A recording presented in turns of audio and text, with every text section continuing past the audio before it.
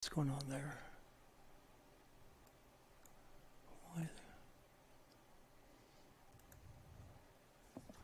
Okay, why is that wanting that, AJ? Let's see here. Sorry, Trish, we're trying to figure something out here. Okay, what's going on here? I might have to get brain back here again. Why is that wanting to do that? You keep working. Let me FaceTime him. Yeah, sorry, Trish. We had... no problem. FaceTime David DeLeo. Okay, so why is that? FaceTime David DeLeo. Let me see here. Okay. Well, we are live, that's for sure. Okay, we're on. We're actually on, but it's not showing us. Dave the Brain, how are you?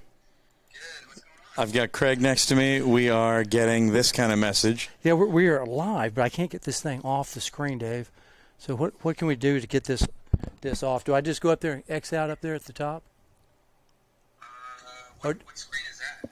I don't know why that came up. Okay. So, Here's our... well, we'll just let it go like that because I believe we're on live. Can you check and see if you can hear us and just give me a thumbs up over there on the Facebook page? Because I think we are live. We got 4 or 5 people watching right now, so we got a crowd there. So everybody, bear with us. Always fun when you're doing stuff, right? And see if you can hear us there, Mr. Brain. And we know Trish can hear us, right? Trish, you still can hear us? I can hear you. And there we go. She's getting all the pre-show banter and the technical I can't help you, but I can hear you. That's funny. Okay, we're there. So. We're on. Everybody, welcome to the broadcast. Dave the Brain, our producer. Big thanks, buddy. Yep. Signing off. I think we're okay, Dave. So just give me a thumbs up over there on Facebook if you can hear us, okay? I'm logging in the Facebook right now. Okay. All right. All right, we're going to go ahead and see if we can get this thing. Good. We know we're live, so we can see everybody. So we're actually, hello, everybody. So, all right, shall we? What's that? You guys are live. Okay, good. We're live. Yeah, right. Very good. Okay. You can hear us, though? Can you hear us? He can hear us. All right. Well, give us a couple seconds, Trish, and then we'll bring you on, okay? Okay. Here we go.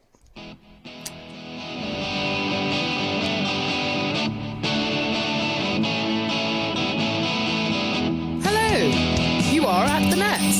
And welcome, friends, to another episode of the At the Net podcast, powered by Tex-Mex Productions. Working the soundboards in the back of the house are our producers, D-Mac and Dave the Brain. Time to say hello to your hosts, Craig Bell and AJ Shabria, as they're about to take us through 3 sets of tennis, talking life and all the news as it seems to them. Ladies and gentlemen, Craig Bell. All right, thanks to our At the Net podcast girl. That would be the great Margot Carter for that ace. Love it. Great word of the day. Great word of the day. Yes. In honor of our guest. Ace is a big word down under. So I threw you on that one. I threw him a curveball. Love it. Tennis Love it. and a little bit of Aussie slang, so to speak. Welcome, fans of the great game. You're listening to Season 1, Episode 93, 9-3.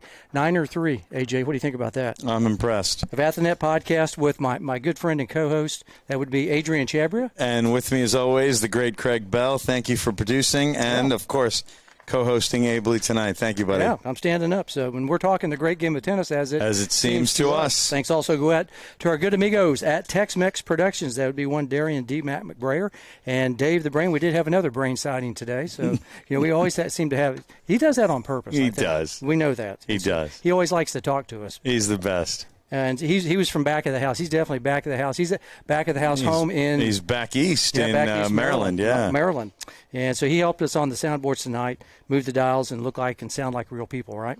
So that we are. Also be sure to check and follow us on Facebook, YouTube, Instagram, plus check out our work on Fireside, iHeartRadio, Apple Podcasts, Google Podcasts, Anchor, Breaker, CastBox, Overcast, Pocket Cast, Radio Public, and Spotify. I took a big breath. Did you notice that? You needed it. Yeah. So that's basically all the important communication sites the kids find popular today, right? They love it. Yep. And if you're female and would like to be like Margot Carter and read the opening intro, we would always welcome a female voice. Maybe we'll get our guest to do something like that. We'd love it. We Yeah. love the Aussie accent on Yes. our guest tonight, and everybody send us a demo tape. We'll make it sound great and use it, I'm sure. Speaking of ace, Yes. or like Bonzer, Ripper, all those, Ripper. but I found ace in the Aussie Lexicon of vernacular. slang, yeah. Yes. Our guest this evening is certainly an ace, and that is the great Trish Faulkner. Trish, welcome to the broadcast. Thank you very much, both of you. You need a whole book full of what they call strine, Aussie slang. Strine. Australian. Yes, I looked up quite a few words, man. You can just keep going on and on and on. Some of the words I was like, wow, you guys have your own language down there, don't you? We do. Some people don't understand it at all. Even some of the Australians when it gets really, really tough. Well, and you grew up in the Sydney area, is that correct? Yes, from Sydney. Right. Sydney proper, or was it one of the suburbs? No, one of the suburbs out by Cronulla, which is a great surf beach. So skipped school occasionally and sat on the beach and did a lot of surfing. But no, it's a great place to grow up. And my brother, sister, and most of my family is still out there. Wow. Yeah, I've been fortunate to visit Sydney on 2 occasions, and what a lovely place. I climbed the bridge, been down by the Opera House, seen the new Crown Hotel out on the point. Right. Boy, that is spectacular. It is a beautiful harbor. It really is fantastic. Yeah, I've been over to Manly Beach. I've been to White City. My dad, when he was in World War II, served down in the Australian Pacific Theater and talked about White City. And I made a pilgrimage to White City based on my dad, and I wasn't disappointed. It was one time, I think, when it the Australian basically tennis capital, where the Australian Open was played, all the great major tournaments. So many Davis Cup ties and Federation Cup ties, yeah. Right. Billie Jean King Cup ties. Right. We can call it now. Yeah. Right, that's true. I played many a junior match in White City. I even ball girled, I think, for one of the Davis Cup matches when I was younger. So it was before the Open moved to Melbourne. It was the place to play tennis in Australia. Trish, when you were a ball kid for the Davis Cup, who was the opponent and who were the Australian players? I think it was Laver and Rosewell, and maybe Stolley and Emerson. Just a few names. Yeah, that's all. Right. Obviously, I was probably terrified and didn't do a very good job. But I think we played the Americans, and I have no idea who maybe Chuck McKinley was one of them, I remember. But Was Trabert on the squad for us? Probably, yeah. Probably was, yeah. Yeah, it was great to visit Sydney, to see all the and appreciate all the history that tennis has meant to that country. You were right there in a time when Australian tennis was really, I would say, probably the kings and queens of tennis, the tennis world tennis, right? On the world stage. True. Both men, particularly the men, and of course Margaret Court, and then Avon Goolagong came along after that. Sure. But a lot of great players that actually didn't travel that much outside of Australia was still Jan Lehane, Leslie Turner. Yeah. In my sort of realm of playing against and I'm sure playing with, and I learned a lot from them. Yeah, I'm sure you had some good matches with Kerry Melville Reid, Wendy Turnbull, some of the greats from the 70s that I grew up around. Right. They actually came a little bit after me. I was more in Margaret Court's era. When we played, there wasn't much money, so you didn't really think of tennis as a career for a long-term stretch. So we played for fun, for the competition, and then I always thought I would go back and teach Latin or something. That didn't ever happen. I thought you might teach Aussie, all the little nippers. Teach Australian slang. Yeah. Well, as we get into the first set, we want to ask you, Trish, how did you get started? You didn't just play tennis, but how did you get started in sports, and specifically tennis, down in the suburbs of Sydney, Australia? Well, my father was head of the Australian Rugby Union, so sport was sort of in our blood. And most Australians do lots of different sports. I was a competitive swimmer. I ran track in high school. I even played a lot of squash at a very high level. And when my father was in the army, we lived with my grandparents, and they lived behind a tennis court.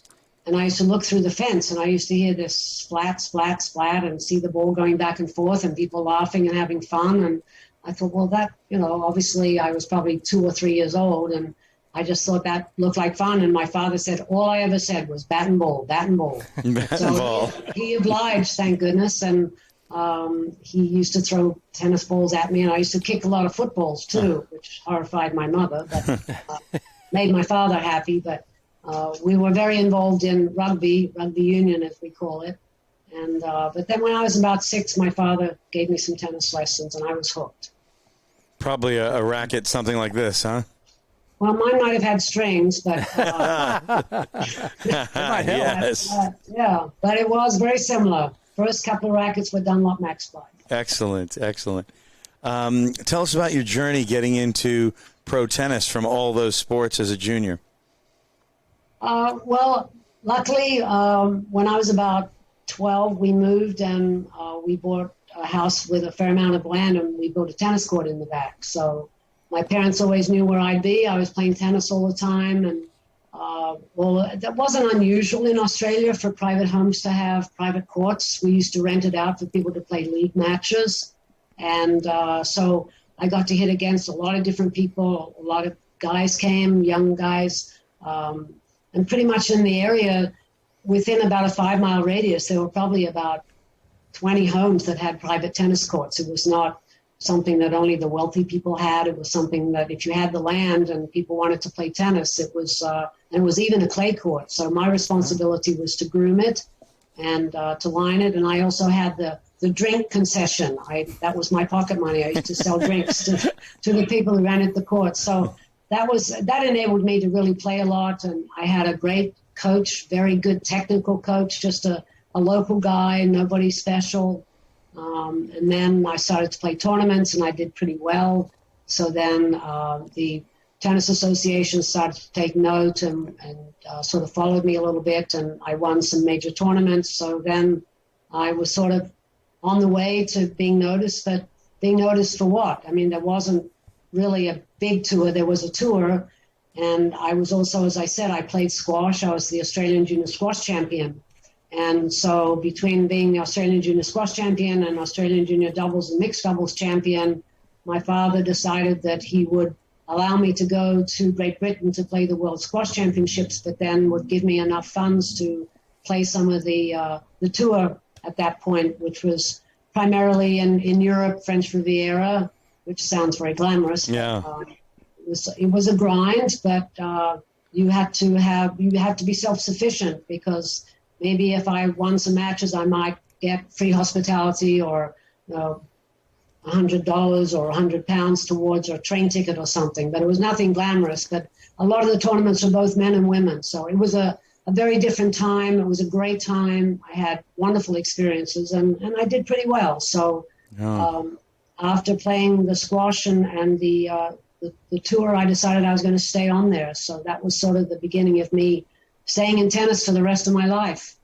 Did you prefer one over another? I mean, obviously you're a good squash player and a good tennis player both. Was there a time when you said, I might, because primarily speaking, I think squash should be inside, and it was a little more air conditioned as opposed to being outside on a hot day? Well, it was. Squash was a very fast, exciting game, and it kept me very fit and gave me some excellent volleys. I was a very good doubles player, so I had great volleys. So I have to say that squash was probably the game I enjoyed the most. But at that point in time, there was really no televised squash. It was a little too fast. They tried putting the cameras in the tin at the bottom of the court, but that was sort of crazy because it was loud and didn't really work. So I guess I figured if I was ever going to follow, my sports career was going to be more in tennis. I had more exciting draw, more exciting places. And I'd always watched tennis. I'd watched Wimbledon when I was in Australia. It was in black and white, but I watched it. And so I thought, well, I'll stick with tennis and I'll have a good time, and then I'll go back home to Australia. We're glad you stuck with tennis. We're also glad you stayed here in the States, huh? Yeah, absolutely. Yeah. Trish, back then, squash and tennis were so much alike. similar grip structure. I mean, not exactly, but similar. And squash and tennis are so different now. Can you outline some of these differences now? Well, my tennis coach was not happy that I was playing a lot of squash. Interesting. Squash is a lot more wrist. Yeah. A lot of wrist snap as you make contact with the ball. Yeah. But again, it really, as I said, it helped my volleys tremendously. And I also swam competitively. So the three sports were not exactly coexisting with one another because the muscles for swimming were very different than the muscles used for tennis and squash. So at some point, my tennis coach at that point said, you know, you're going to have to make more of a choice as to what you're going to spend more time on. So I did choose to maybe spend more time in tennis. I gave up swimming competitively because of the time constraints.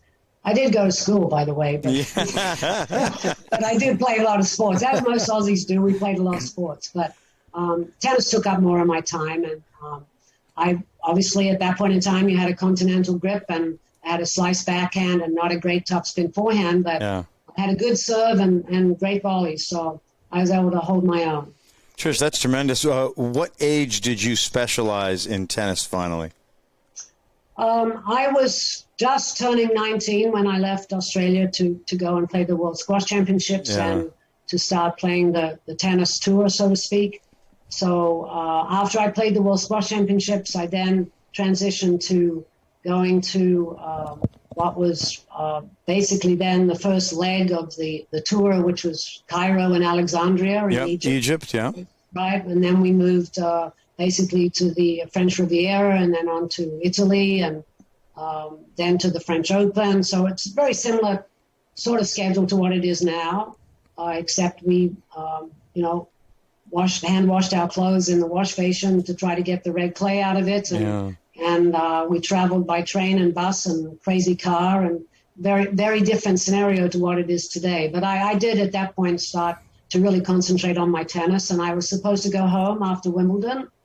And I was doing very well. And I told my father I could probably make a living and pay for myself if I got a job while I was in England. So I based myself out of London because that was sort of the squash and tennis hub. And I got a job in Harrods. And then I just stayed in London and practiced primarily tennis and traveled more on the tennis tour even after Wimbledon. Trish, when you were saying things were so different to today, you started specializing in tennis at 19. Today, as a teaching pro at a country club, as a very, very high-level coach, what age are you feeling like the best kids are specializing in tennis now? Certainly not 19. No, probably more like 12 to 14. Particularly the girls, I think, probably channel it a little earlier. The boys maybe play some soccer, maybe even some baseball. But by the age of 14, they're usually pretty much narrowed into just playing tennis if that's their goal and that's where their abilities lie. I know we're going to talk about U.S. Open here in a bit, but for sure, boy, there's some young people who are really doing well right now, and we'll get to that. So yeah, it seems like the breakout stars are 18, 19, 20 these days. And it's been interesting to watch. Crazy, great week. It's been an incredible Open at the moment. Great it really week. is unbelievable. Have we missed any? I mean, I love Roger, Rafa, Stan the man, Dominique, the Williams sisters. I don't know if they've been missed personally. I mean, I hate to say it, but there's that's a lot of talent right there. But it's nice to see some new people, coming through the ranks and building their own resume, and that way people get to know them, and especially like that little girl Fernandez. Layla Annie Fernandez, brilliant girl. She's got an incredible head on her shoulders to maintain her composure when the matches are that tight and that close and playing against the top players, ranked top 10 in the world, and she's 18 basically. I mean, it's she's amazing, and I like her style. I like her strokes, and being a lefty, I think she still has a great advantage on her serve. So she's going to go a long way. Not that she's already not going a long way. She, I was telling Craig at the top of the show, she bears the distinction of being the first pro player 2 years ago to follow our podcast on Instagram and all the social media outlets. Obviously, she's really good. Right, that's because so many of the others are older and don't know how to follow that. That's right. She's that much of a tennis geek. I love it. Yeah, she just didn't know any better. She didn't know how to follow a couple of old guys. Layla's the best. Yeah. Oh, and we can't. You got to mention Holger Rune. Emma Raducanu. Yes. Yeah. Yeah, I mean, there's she's so many. amazing, too. Alcaraz. Oh, Carlito Alcaraz. Yeah. Yeah. Now you're famous, you see. With the young kids, you're very famous. That's right, with all the kids. Yeah, the old. We're also kind of famous with the middle-aged men our age. Are we? Yeah, Yannick Noah follows us. Yeah, we have a few guys our age who enjoy the show too. Well, let's get back to the show. Craig, anything else for the first set from the crowd? Well, we can ask this question a little bit later. Nick Smith's asking a question. We'll get into formats and things like that on down the road. We definitely will talk about pro tennis. Yeah. Hey, you've got to tell us the last bit on the first set, Trish. How did you go from being a pro player to being one of the top tennis coaches, tennis directors, marketers of the WTA Tour, head tournament director, all this stuff in the big picture of tennis? Tell us how you made that transition and how you felt making those transitions. This podcast is 5 hours long. We can go as long as we want, that's for sure. As I said, I was based in London, and I met an Englishman and married him and lived in London, actually in Wimbledon for about 6 months. And then he came home one day and said, we're being transferred to Detroit, Michigan. And I went, wait, isn't that a cold country? Wait. So I ended up moving to Michigan. And as always, tennis opens a lot of doors. And I was still going to play competitively, but I needed something to do rather than sit home in minus 12-degree weather in the middle of winter in Michigan. So I made contact with the local indoor facility, and they said, can you teach tennis? And I said, well, I know a little bit about it. So I started out as an assistant pro, and then somebody said, well, you really should get certified. And I go, okay, that's fine. So I got certified in 68, I think it was, and been a USPTA member ever since. And I enjoyed teaching a lot. And it was a big business, obviously, in Michigan, indoor tennis. And then in the summer, we went to more outdoor facilities. But I found what I really thought was my niche in tennis. And as much as I loved playing competitively, again, it wasn't still in the late 60s. It still wasn't a career for particularly a woman. I mean, Jack Kramer had started the men's group to play some professional tournaments and make some money and play exhibitions. And it wasn't until I got to 1970 and 71 where I won any prize money really to speak of. So it was really not a choice to stay as a competitive tour player if I wanted to sustain myself. And even though my husband was making a great living and I was able to still do both, I turned to teaching more to be really a lifetime career. We're happy you did. Yeah. Very happy you did. Yeah, Michigan, that'd be a tough place to. You could play some good squash up there, maybe in the. Well, that I did. Right. Yeah. I taught squash for a little while, and then I taught platform tennis, and I love that. I played competitive in platform tennis, and I love that. I mean, you start off in about 7 layers, and then you're down to your t-shirt. But it was great. Anything with a bat and a ball, as I said when I was 3 years old, I enjoyed. So bat and ball. And Detroit, or at least southern part of Michigan, there's a great tennis tradition. Kalamazoo, sure. The 16s and 18s boys nationals are there. And Gene Hoxie and Hoxie. Peaches Barkowitz and all of the people that she brought through that system out of Hamtramck. She did an amazing job, she and Jerry Hoxie, to bring tennis to a lot of kids that would never have been able to play tennis. And, I think probably Peaches Barkowitz is the one that comes to mind more than anybody because she reached the top in women's tennis. But they were an amazing couple, and they were tough, mind you. I used to hit against the wall for hours. Really? Courts. And every now and again I would hit with Peaches, but she wasn't interested in me. She wanted to hit with the man over in Hamtramck. Michigan was a good tennis community, very, very strong tennis community, and still is.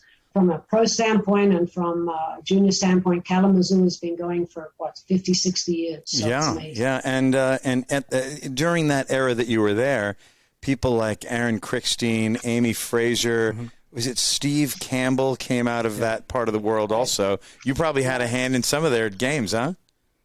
Well, not really, because I started to move down to Florida with the WTA. But I did run some tournaments where little Aaron Crickstein and his sister were running around causing havoc. And I could see the talent that he had and the drive. And Amy Fraser, I know her mom very well still. And Amy was at the club where I was one of the pros. And oh, really?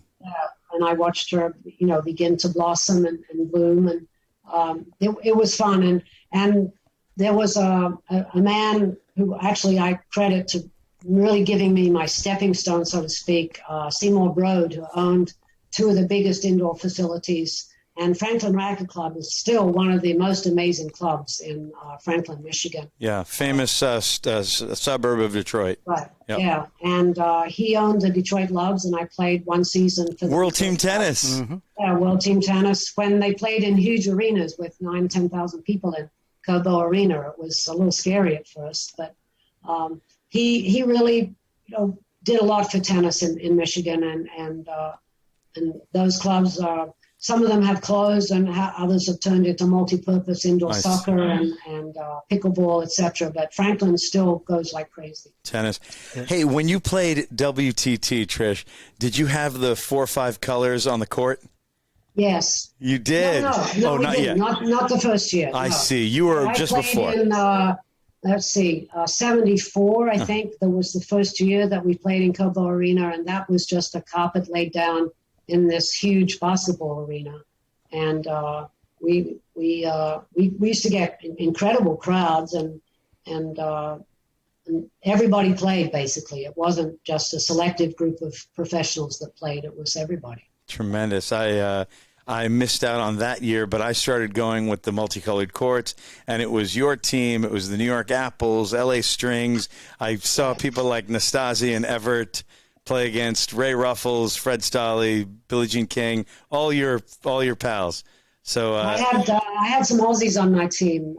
I had Phil Dent and Alan Stone, and Phil had a huge serve, and Alan Stone was very funny. Ended up marrying Kerry Melville. Oh yeah. And so we had it was a great atmosphere and really a great time. It was fun socially. It was fun playing for the crowds. Yeah. And, I didn't get to play much. I was like fourth string. I think it was their local hook. But anyway, I had a great time.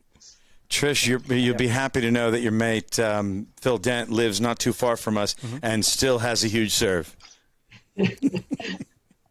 Yeah, it was big. Even then, it was a big serve. Yeah. It's as big as yours, and he's 10 years older than you. Yeah, I like to be standing at the net when you don't want to get hit by it. No, but you want to be his partner, right? Because clearly, probably an easy volley, knocking off right. a winner. Yeah, that would be. I think I was fascinated when you said you'd be playing in front of thousands of people back then with World Team Tennis. I mean that still fascinates me that. In the 70s, 60s, and 70s, you're drawing that kind of number. I mean, that today they don't. I think they'd like to draw that kind of crowd. But tennis was really, really hot back in the 60s and the 70s. You couldn't get a public court. We'd have to line up rackets in the 70s when I started, and I completely fell in love with tennis. Being a part of a full house Madison Square Garden, watching WTT. And then, of course, then you get into, the U.S. Open happens to be where I grew up also, or the Masters at the end of the January, really, but end of the year. And it's just hard not to fall in complete love with this game in that golden era. It's interesting to see how it's evolved, both from a player standpoint, from a financial standpoint, but also just the venues where, that U.S. Open main court is huge. And I don't know why people pay all that money to sit at the very top. It beats me when I can sit in my living room and get a great view. But, that's a good point. But the atmosphere at the U.S. Open is extraordinary. Very different, obviously, from Wimbledon. A little closer to what they see in Australia. Right. But basically the U.S. Open. And I think it plays a great deal into what the results of the matches are. And I think this year in particular, they're extra rowdy. Maybe it's the beer. Maybe it's the fact that they're playing until 2 a.m. But they're really picking a side and going with the underdog and or cheering on the U.S. players. And I think it plays a big role in some of those wins that some of the up-and-coming players have had. You are almost echoing Shelby Rogers when she said that the crowd put her through that win over Ash Barty, who I, of course, love too. I wish there was a way for both those women to go further in the tournament. Right. Sad that one of them had to lose, but Shelby said, you guys are the ones controlling the outcomes around here. I mean, she was probably only 10% joking and 90% serious. No, I think it was very true. Why not? I mean, she is an American, and as nice as Ash Barty is and number one in the world, if you're going to do anything, they want to see a great match. They want to see a close match. They want a fifth set tie break in the men, and they want a tie break in the third set for the women. And that's what they're getting this year. It's amazing. And I think Ash Barty is a very sensitive person. She's a very sweet girl and very talented. And she obviously had it in her hands at 5-2. Yeah. And with her serving, that the crowd, I'm sure, pulled Shelby through. Yeah, amazing. It's great to see the crowds back. Yeah. However you sit on the, for the COVID issue, I mean, I hope nobody gets sick, but it sure is nice to hear the crowd. It's a little disconcerting when you hear out and you don't see a lines person. That's the only thing I'm like, where's that coming from? Some of them have very strange accents, or it sounds like they're not even saying a word. The sound comes out. It does. It used to be a beep, and now it's a voice. Yeah, it's funny. Yep. Hey, you're so tapped into pro tennis still. Tell us about the transition from teaching pro in Detroit to WTA Tour and some of the roles, big roles you played in the big picture of pro tennis. Well, as I said, I really enjoyed teaching and being in Detroit, and I was still playing a little bit. I still played Wimbledon in 66, 67, and my doubles partner at that point was a Canadian, Vicky Berner, and then I had my two kids in 68 and 69, so I really wasn't playing that much, although I was still doing a lot of teaching. And then in the 70s, when I started to go back and play, she said, hey, the USTA is doing a lot of satellite tours, and they want some tour directors. Are you interested in working part-time? And I said, sure, why not? And I said, I would love to do that. So I wasn't playing that many tournaments. I had a couple of kids running around and still teaching a little bit. So I worked about 6 events, and I really enjoyed running the tournaments. And so when the USTA transitioned to the WTA being formed and the WTA taking over the management of the tournaments, they called me and contacted me and said, hey, we've got more tournaments. So then I became a little more than part-time. I became almost full-time. And then they said, we'd like you to become the head tour director. So I said, well, that sounds great. My kids were older, and it meant a lot of travel, but my kids were older, and it seemed like it was the right move for me and for us. And I was able to get home like every 5 or 6 weeks at least. But then the decision I had to make was when the WTA moved, really and formed an office down in Florida at the PGA Resort, was our first home office. And they said, we'd like you there full time. So that was in 1983. And my kids were old enough in high school. They didn't want to move. They wanted to stay up in Michigan. So they stayed with their dad, and I moved down to Florida to work full time. And I really never looked back. I had a lot of travel. I saw the whole of Virginia Slims, Joe Coleman, Ellen Merlo, all of those people that really pulled a lot of weight for women's tennis and put a lot of money into women's tennis, and watching Billie Jean and Rosie and Betty Stover and Frankie Dewar, all those older players, luckily were right there in on the beginning of it and were able to ride that wave for a little bit.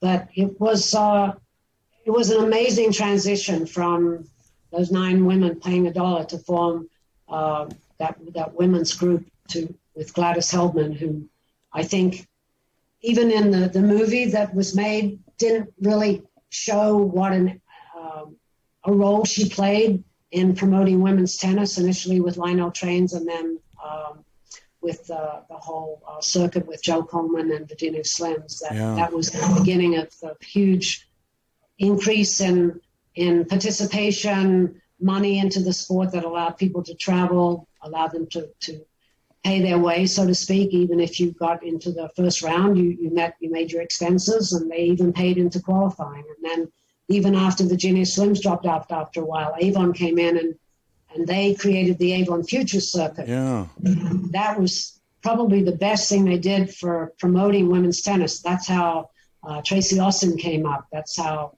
Mary Pierce came up. All of those people were able to go through the Avon Futures very quickly and get up onto the major tour, which had much smaller draws. They only had 32 draws, and the Avon Futures had sometimes qualifying, pre-qualifying 128 draws, and they were able to accumulate points and move into the main circuit in about a 6-week period. So it was an amazing system. And I used to stay up late with Lee Jackson and Patty Ingersoll adding up the points. We didn't have computers then, so it was all done on a point basis. So it was a great system to be able to promote the really good players, give people enough money to travel on, and we had great staff and great facilities. We traveled right around the States, had a lot of tournaments, and it made a big difference. Both sponsors, Virginia Slims and Avon, really pushed the women's tour into where it is today. Trish, a step back from the marketing and management and administrative and onto the technical, how did Françoise Durr hit a backhand with the forehand grip like that? I don't know, but you could never tell when she was going to go down the line. And I must have played her in doubles 3 or 4 times. I bet. She got me every time. She went up the line and you thought she was going this way.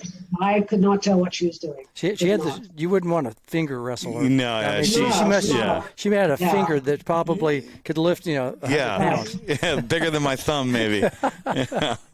And she got her first serve in at about 30 miles an hour, and you thought, okay, I got this. And I don't know, Betty Sobel was at the net before you knew it, and boom, you lost the point already. So they were a great doubles team. Yeah, that's sure. One of the most unusual grips in tennis. For sure. Those of you who are watching, if you look at Françoise Durr. The first picture that you'll pull up on any Google search is this backhand of hers. She's still, very active in the French Federation and always goes to the French Open and usually to Wimbledon. So it's great to see them all, particularly the final 8 club, the last 8 club, to see all of them, because they really paved the way for the Leylah Fernandezes of the world. Yeah, and you're in that club. You've been to the semis of all the or certainly Wimbledon. No, I wish. I didn't put that in my bios. I see. Sorry. My best was I lost to Margaret Court in the round of 16 at the US Open, and I went to the 3rd round a couple of times. I was a better doubles player. I won probably more doubles tournaments than I did any singles tournaments. But I did win some of both, but didn't make the quarters. Sorry. Gotcha. Yeah. What has all those things you learned in the marketing and management and directing side of the tour? How did that shape you as a director of tennis and as a leader in the USPTA here in America? I think being a tour director probably helped me learn how to deal with different personalities, different people. When you have so many great players, you have Billie Jean and Martina and Chris and Virginia Wade, they're all slightly different personalities, all different playing styles. They want different things. They demand different things. And the public want to see all of them. So you have to be very careful about assigning them special practice courts compared to all the other people that are playing in that tournament. So you try to find line between catering to the stars and making sure the tournament runs smoothly. So I learned really how to deal with a lot of different personalities. I learned how to deal with all the tournament directors who are very demanding and want certain things, but you have to stick by the rules. And I learned, obviously, how to deal with the television. I remember Jack Jones, who used to, he was really the first person that put women's tennis on national TV on NBC with Family Circle Cup down in Hilton Head, South Carolina, yeah. And I remember, I don't think Gabriella Sabatini ever forgave me, but I made her play 3 matches in one day because of the television schedule, right? So you learn how to juggle certain decisions, and you have to make them pretty quickly regarding weather. And luckily I had Lee Jackson, my tour referee, by my side daily. And I had a lot of help from Peachy Kilmeyer and everybody else in the WTA office. So, but it was a learning experience from dealing with personalities, and then also meeting with the sponsors, dealing with Ellen Merlot and Ina Broman, who were the two key people from Virginia Slims that would help us with the women's tour, and learning why they spent their money and what they expected from us on site with regards to the media and promoting their brand of Virginia Slims. And then Avon had a completely different approach. They were more obviously grassroots with their Avon ladies, and they had a whole different approach to what they wanted the women players to do and how they wanted the tour to proceed. So I learned a great deal. Catherine Switzer was the person who was their key go-to person. And obviously, if you know the history of Catherine, she was the woman who ran the marathon and got hauled out for running the marathon because they didn't know she was a woman when she entered. So wow. Catherine was a very strong woman, and I learned that to deal with large corporate America, you have to be pretty strong and you have to be prepared to stand behind what you believe in, and she taught me a lot on that. And so did Mark Williams from Avon, who was really the strong promoter of women's tennis for Avon. I wish that Avon would have stayed in a little longer because I think they had the right approach, but Virginia Slims came back in, and the women's tour have always been pretty good about being able to maintain their sponsors. They're the players didn't want to go to the media when they lost. They still don't, but obviously they have regulations that they adhere to, and they're very responsible. So it taught me a lot about the business side of the sport and how to run big events. And when I was the tour director at like the US Open or at Wimbledon, and just organizing the schedule so the women got hopefully equal opportunity for TV time and being on the main show courts, etc. You really have to put your foot down. So I learned a lot about being strong and sticking up for what we believed in for women's tennis. I see that as a need now. You mentioned diverse personalities with a lot of demands back then. I feel like we're in the same boat, maybe even more of a personality-driven or cult of personality at the top of the game. How would you deal with some of the things that you're seeing? Not just the bright side, which is amazing, next gen, but people like Naomi Osaka, who's clearly affecting some rule changes or possible rule changes. And we're talking about the press room, but I'd love if you could take a global view and some of the things that you would or you are advising current tour heads now.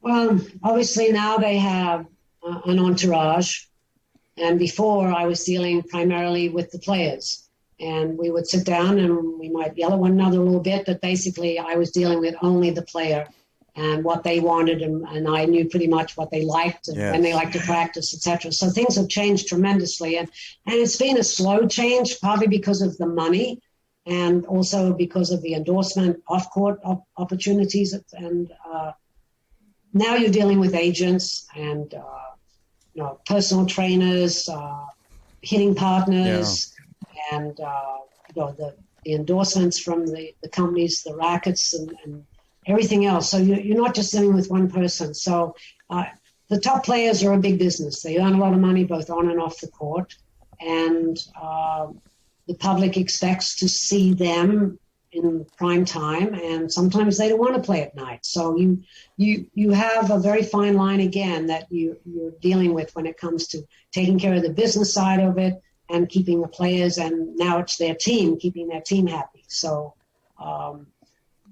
you usually nowadays don't deal too much directly with the player if you're a tour director, unless you're sitting in the WTA office or in the player locker room or something and discussing an issue. But otherwise, you're dealing with the whole package with the top players. So it's very different. But I'm sorry to see that Naomi's having so many problems. Yeah. But I really applaud her for bringing it out in the open and being so honest in her press conferences and showing her emotions. The press can be brutal. They ask the same question over and over again sometimes, and it's like I used to like the way that Serena or Venus would handle them, and they would say, "That's being asked and answered, and move on, please." Yeah. And they can say that because over the years they learn how to deal with the press. When you're 17, 18, 19, and you're suddenly being shoved into the limelight, it's a very you're alone out there, and you make your mistakes, and you create your wins and you create your losses, and when I was still playing competitively in my senior tournaments, I used to say to myself, you know, you're not a gymnast or an ice skater, because if you make one mistake, you're gone. You can be down 6-love, 5-love, and you can maybe come back. If you pull it off, great. But one mistake is not going to hurt you. And that was always my philosophy when I was playing my matches was, come on, you can do this. But when you've got so much pressure, and then when you've got, as I said, with Shelby Rogers, who's a wonderful girl, I mean, a great player, but when you've got 15,000 people cheering for Shelby and maybe 10 people cheering for Ash Barty, it gets to you. Ash was a very sensitive person and a very fair person. And when she senses that there's an imbalance there, these days, tennis is a big business. The top players are obviously entities unto themselves, and you have to cater to their needs, and you also have to deal with the television, the sponsors. In the case of New York, you deal with the weather. You know, I used to have a conniption fit if I was playing on an indoor one-court facility with the WTA Tour, and I had to put on Billie Jean at 11 o'clock because the other matches went late. Well, now you're putting people on and they're finishing at 2:30 in the morning. That's unheard of. And I'm not sure that's right, just because of, you know, the schedule. There's got to be a way to juggle some of those matches. So, okay, maybe 12:30, but otherwise I think finishing at 2:30 isn't fair to the players. Trish, kudos to you for managing that on the WTA Tour. Clearly, you've skillfully answered how that prepared you for being a multi-decades successful director of tennis at elite clubs in Florida. Tell us what you're doing now in that environment. Well, nothing prepares you for ladies team tennis. Right. That's the bane of all tennis directors, I think, is ladies team tennis. But it also is your bread and butter because they spend the money on lessons. They spend the money in the pro shop. They basically keep you busy 24/7. So, you know, working in a public facility is very different from working in a private country club where you're dealing with the same people day in and day out. And you have to really, really be very careful about how they see you as an employee rather than being a friend, even after you've been there for, like, at Ballina's, I was there for almost 28 years. Wow. And you get to know people. You see them 2 or 3 times a week for years and years and years. And you can't really call them your friends, but they know a lot about you and you know a lot about them because they rest, they talk. So the private club is a very interesting business, and I take my hat off to those people that stay in those jobs for a long, long time. Really? And, you know, they're, you know, Craig, you're right there with me, right? It's a very tough job, and that's how you learn to deal with different personalities. And not just the women. I mean, the men have their ways about them. They don't take as many lessons usually, but they have their demands. They want to know why the women get to play their team matches in prime time and the men have to play later when it's hotter. And there's always something going on. The public facilities, certainly right now, the public facilities are so busy because tennis is deemed basically a very safe sport during COVID. So everybody's busy with lessons and programming, and the only problem is we can't get tennis balls and we can't get tennis rackets and we can't get nets because nothing's shipped out of Taiwan and China these days in time for us to get what we need. So yeah, it's tough to get a racket these days. I am clearly going back to the strings, obviously, too. Strings. Yeah, look at this. Yeah, I have an old set. I'll send one to you. Tennis shoes. We're having trouble, believe it or not, getting tennis shoes. Yeah, even shoes. Shoes, yeah.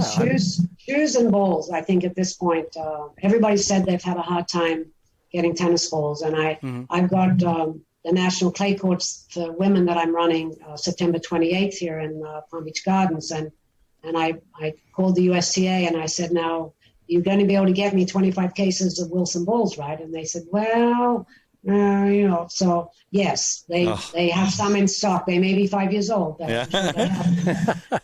It is interesting that, and if you read all the tennis industry graphs and everything is on the rise, which is great to see. And people are coming back to tennis that haven't played in 20 years, and people are starting tennis that have never played. Amazing. Yeah, no, it's the tennis industry report just came out and said tennis TIA was it was a very healthy, robust report just recently in the last couple of weeks that I saw an email that tennis was doing really great, which it is at our club, and I'm sure down in Florida, it's everywhere. It's doing well. It is. And I mean, the sales of green dot balls and the balls that obviously for the kids, they're the Rogi, the red, orange, green, and then the yellow. But all the sale of balls, that if you can get them, are going through the roof. And the sale of lower price, mid-range tennis rackets for the recreational player who are now not playing just once a month, but they're playing maybe twice a week is just unbelievable. It's remarkable. Yeah. Hey, you're directing a senior tournament. Tell us about you keeping your game so sharp and your body so sharp that you ended up being a world-class player, not just in professional tennis, but also in senior tennis. What age groups? We're talking like 50s, 55s? You were just a world beater. Well, I was, after I did the tour, I always said, I'm not going to go back to teaching tennis, but then I did go back to teaching tennis. And so I for about 15 years when I worked on the tour and WTA, the only tennis I played was either at 6 o'clock in the morning on our indoor facility before the matches started to test out the court, or Martina would say, there's nobody here to practice with. Can you warm me up for 10 minutes before the finals? Oh. So, I guess, yeah. Yeah. Otherwise, I didn't really play much tennis for about 15 years. And then I came back, and settled down and started teaching again. And my one of my friends was playing some of the senior tournaments, and she said, I need a doubles partner. Come to Houston and play doubles. I go, okay. And we got to the finals, and I went, well, this is pretty neat. And so I really started to train a little bit more, and obviously teaching and playing competitively are two very different things, because when you're teaching, you don't really watch the ball, you watch them. And so I had to train myself to go back to watching the ball. But I found that I really enjoyed playing senior competitive tennis. So I started to play well enough that I got on the USA teams to play the ITF World Championships. And then I started to really do quite well and won a lot of gold balls in the 50s and 55s and the 60s divisions. And so I found a second passion.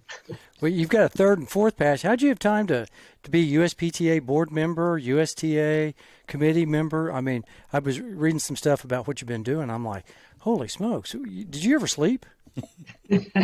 Not that much. And my kids will tell you that I'm a much better grandmother than I was a mother, because I was obviously somewhat absent as a mother. They had some housekeepers, obviously, but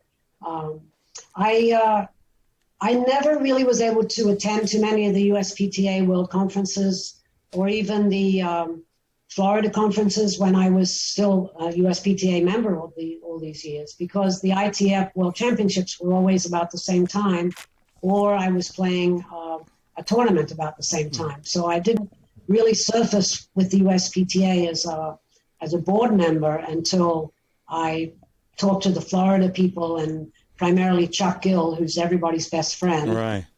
Chuck said, you should really get involved. We'd like to have you on the board. And I go, well, what does that entail? And he told me, I said, well, I could do that, I guess. So Chuck sort of gave me a little nudge, and then I got on the Florida board, and after 6 years, I became the Florida president, and then an opening came up on the national board, and they thought of me, which I was very proud to be thought of, and here I am. Yep, here you be. Yeah, still going. Yeah. Right. No, you've done a great job. We really appreciate all the work you've done. I've known you through USPTA. I've known of you for many, many years. Definitely. Got to meet you through USPTA and served on some committees with Trish, and just an outstanding leader. And Craig, forget all the boring stuff. She's the one who set up Kyle Lacroix and Lisa Pugliese. Is that true? Yes, best job ever. Right. And you can't get two nicer people or two taller people. Yeah, right. Right. So I thought, wait a minute, I've got an idea here. So I'm glad it worked out, because you can't get more two nicer people and two people that do more for tennis than those two. Oh, that's a massive feather in your cap, Right. which is already loaded. I definitely put that in my. I didn't. I'll need to readjust who Trish is. I'll put matchmaker. Matchmaker, Yenta. USPTA Master Professional. Match.com. Just go to Trish Faulkner. TrishFaulkner.com. I've always loved the word Yenta. It's a Yiddish word, right? Yeah. But it sounds very Aussie too, doesn't it? Good. It could sound See, Yenta. right. I'm sure we have a saying for it in Australia. You got to have one, yeah. And it's like two words and they rhyme. That's what you guys do best, I think. Right, we do. We rhyme. They rhyme it off. CB, what's in the comment section for the second set, and then we got to roll to the third set. Well, we have love serving autism. We were just talking about love serving autism. Amazing timing. Lisa, she said, Trish is the best. So that's a shout out from Lisa to Trish right there. That goes both ways. She does amazing things with her program. Yeah, she sure does. Also, we can ask this question In the third? About Nick Smith. Wanted to talk about the U.S. Open real quick, or should we? Yes, let's roll. Let's roll U.S. Open, and then we'll mention our sponsor and roll to the third set. Let's go. Yeah, we'll get your thoughts on the U.S. Open. What are you thinking about? We talked kind of talked about the U.S. Open. What are your thoughts? Let's go with the women's draw first. Aussie Ash Barty. I was for sure she was my odds-on favorite, and I told AJ, I told my sister, I go, man, I just said it to the world. Aussie Ash is going to win, and then she let me down. And I'm like, oh. She did. I mean, I couldn't almost sleep last night. I was so disappointed because she had it. Yes. And then you put yourself in their shoes and you go, if it happens to them, it can happen to anybody. Right. Because she's been in that situation over and over again, and you think, okay, it's my serve. I'm up 5-2, and the same with Tsitsipas. I mean, it's just it's almost like when you're watching golf and they miss an easy putt, and you go, well, I can do that. So it's a shame, but it's very interesting. I'm completely blown away with Leylah Fernandez. I watched her play, earlier in the year, and very impressed with her. And Raducanu too. I mean, these two have, yes, they came up through the juniors, but again, other than the ITF putting out the results and doing a little bio on them, I didn't know that much about either one of them. But they're amazing, and they're so mature in the way they handle the tense situation. So it's a very interesting U.S. Open, both on the men's and women's side. We just talked about some of our favorite women and some of the young ones. Talk about some of the other favorites now that Ash and Naomi are both gone. Who do you see going through to the last weekend? Sabalenka. Who are some of the names in your head? Svitolina. Sabalenka and Svitolina, I think, are playing very well at the moment. In the top half, maybe Iga Świątek, the Polish girl. Well, she's pulled out some tight matches, so I think she's getting match tough, and I think the pressure's off her now. It's always when you're coming in as a Grand Slam champion, the first round is always the toughest round, and often they'll either go down or they'll have some very close matches in those first few rounds. But there are no easy matches anymore. Everybody is hitting the ball as hard as everybody else, and the only difference in most cases is the serve. And if your serve is on, then you've got a chance of beating anybody at the top. So you've got, I think, so many. You've got, I think, Sakari's playing very well. Sabalenka, I think, has the power, and if she can control some of her errors, I think she could go all the way. Good analysis. You want to drift over to the men's draw, CB? Yeah, I think that there's probably some great stories over there. I had not a real huge Novak Djokovic fan. I mean, most people know that. They listen to the podcast. The Wolf, as he's calling himself now. Craig, I'm very disappointed to hear this. Both on the court and off the court, I try my best to bring my best Wolf energy, and you are a big part of this. Good. And it's very good. Very good. Oh, he does a few more. We haven't got to those yet. So we have some other personalities that will show up here in a minute. But what do you think, Trish? Do you think Joker goes all the way? Is he the man? Well, I'm sort of in your corner. I have to admire his talent. I my greatest love is obviously Roger Federer. I think he's the greatest in the world for the sport, on and off the court. But Djokovic has proven himself to be an incredible competitor. He comes back from the brink sometimes, but you've got, Tiafoe's playing very well. I don't know how that match is ending up with Felix. That was really going to be, I think, a very good match. Although I think Tiafoe had the upper hand there for a while, and Alcazar. I mean, he's 19 now. I guess the Spanish guy. Oh, Alcaraz is, I think, 18 still. Amazing. And he's up against Peter. It's tough to pronounce, but I believe it's Gojovcik. Gojovcik. Gojovcik was up last time I looked before I checked onto your Zoom. So I don't know what the final score was, but AJ knows if I can't pronounce it, I'm not going for him. So you better have an easy name for me to pronounce, or I'm not voting for you. Actually, but I love the fact that Riley Opelka has really, I think, improved his movement around the court. He's always had that big serve, but his serving and bowling very well. His touch of the net is great.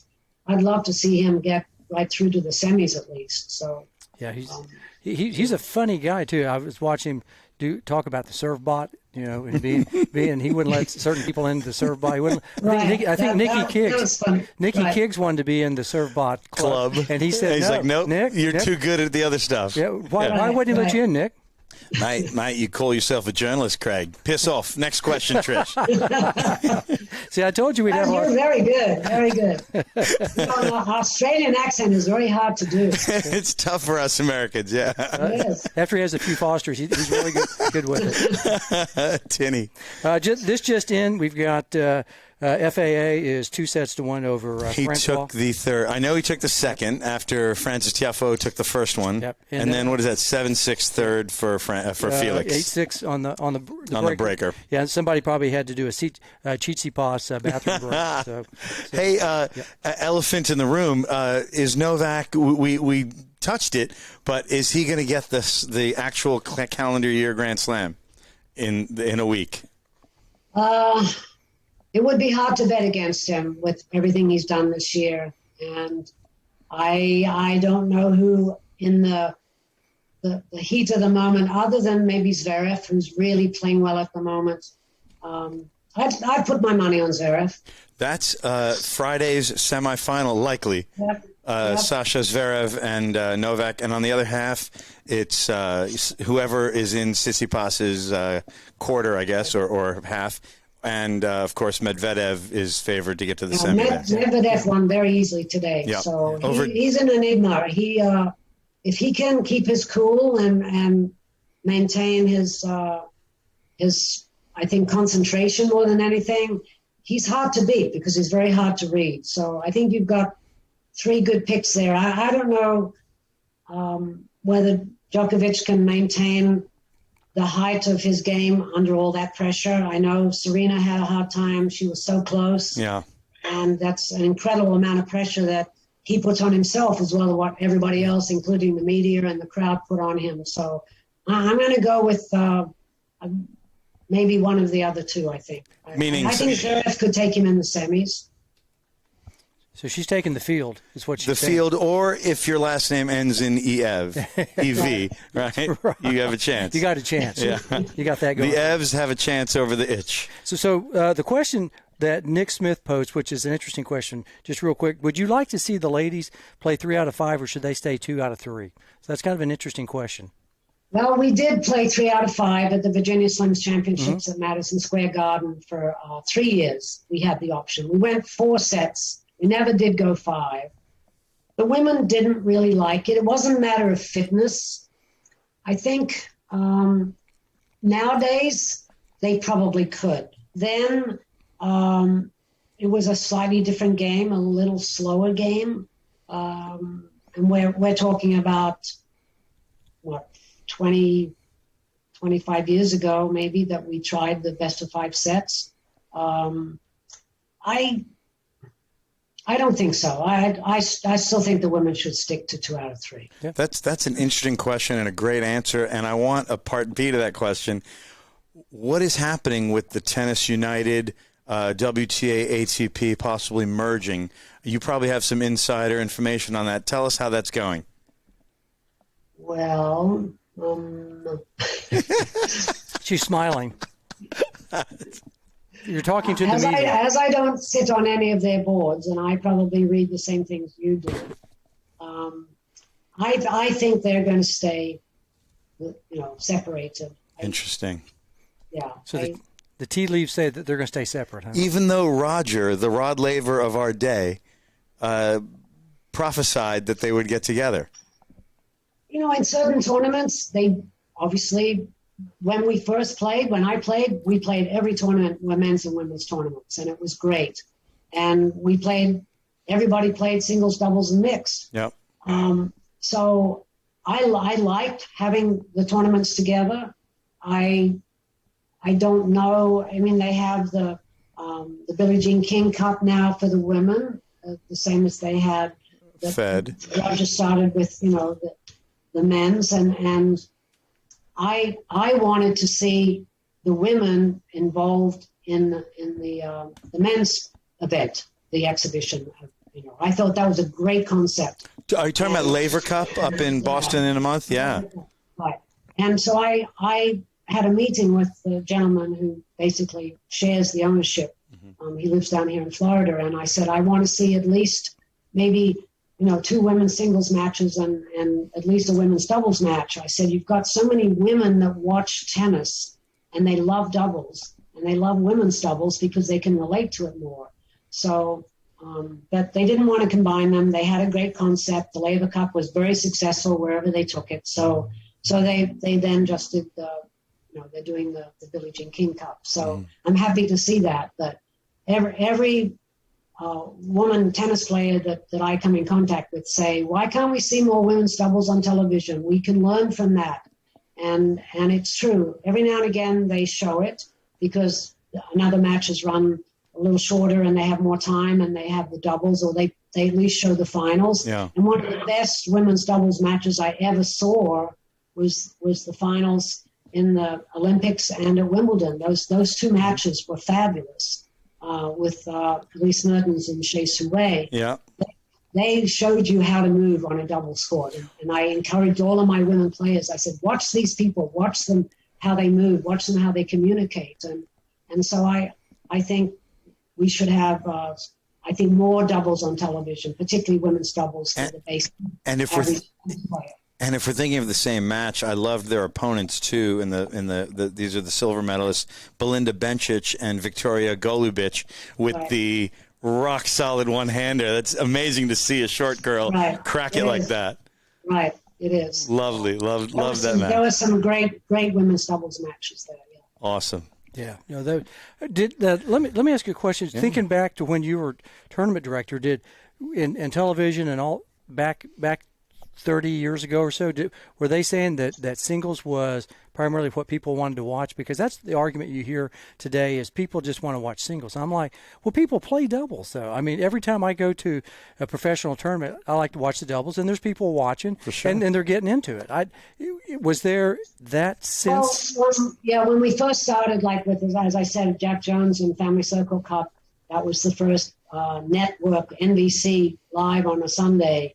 But it was only a 2-hour time slot, or maybe even an hour and a half, but I think it was a 2-hour time slot. And it was a lot of the Family Circle advertisers from the magazine that supported the TV. And so they played the singles. They didn't have time to show the doubles. And if they did, it was because the singles was a blowout or something. Quick, yeah. Otherwise, they're focusing on, there's more prize money in singles, there's more fame and recognition in winning a singles title. So they are now recognizing that people want to see doubles, so they are showing it more, but the doubles prize money is nowhere near what the singles prize money is. But it is getting up there, and I'm happy to see that.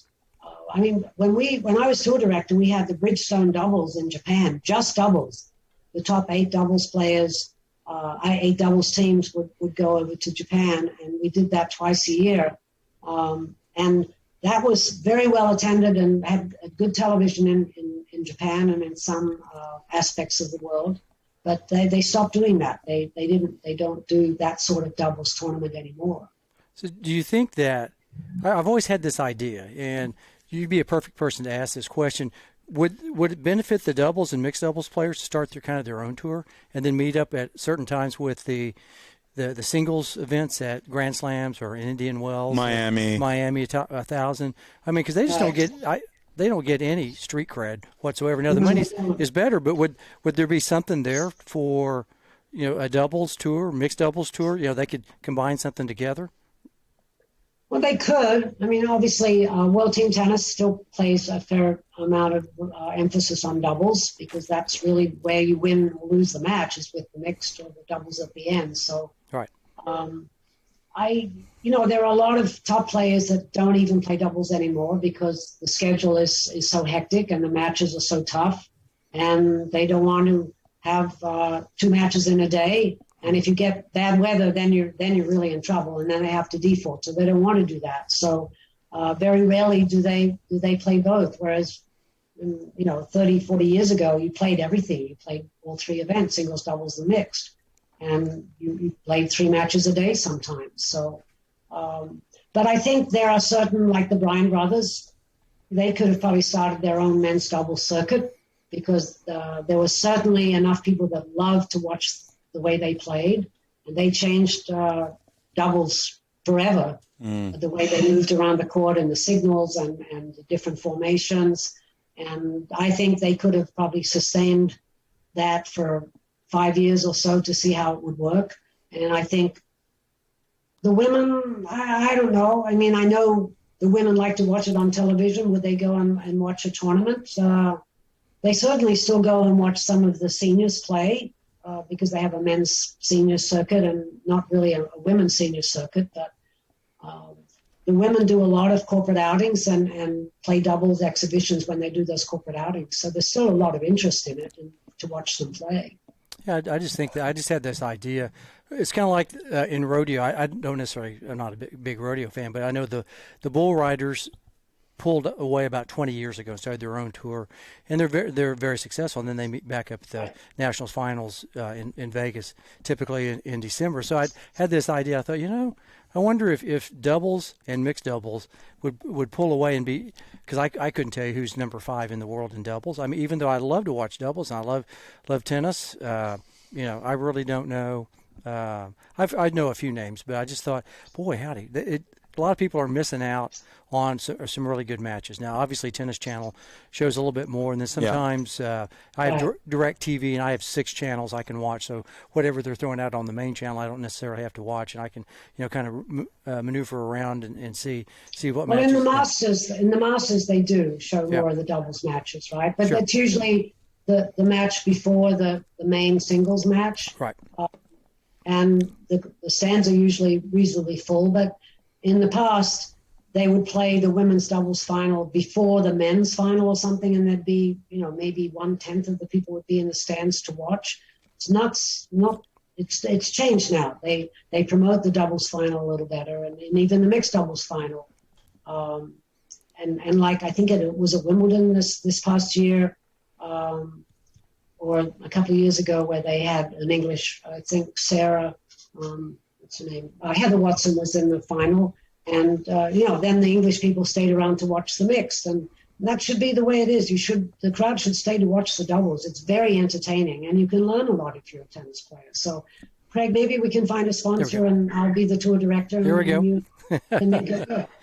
Right, we'll get out there and we'll do it. Yeah, that's. I just had this idea, and seems like the majority of people play doubles. I don't play singles anymore. And we love doubles, and even watching it and the reflex volleys in the men's and women's games. Just love dubs. Well, I just remember I was down at the Masters Cup in Houston at Westside, and the Bryan brothers were playing a match at night. I mean, the crowd was going nuts. Absolutely nuts. Right. Yeah. And they go, this is the best crowd we've ever played in front of. I mean, people in the stands were hitting the stands, those steel, with their feet banging. I was one of them. Remember that night? I loved it. It was a great night. And I was like, it does create a great atmosphere because it's much faster, obviously. Oh, yeah. And the rallies don't last as long, but the shots are amazing. The reflex volleys are amazing. The formations, you can learn a lot by watching. So I think you're onto something. I definitely think we should.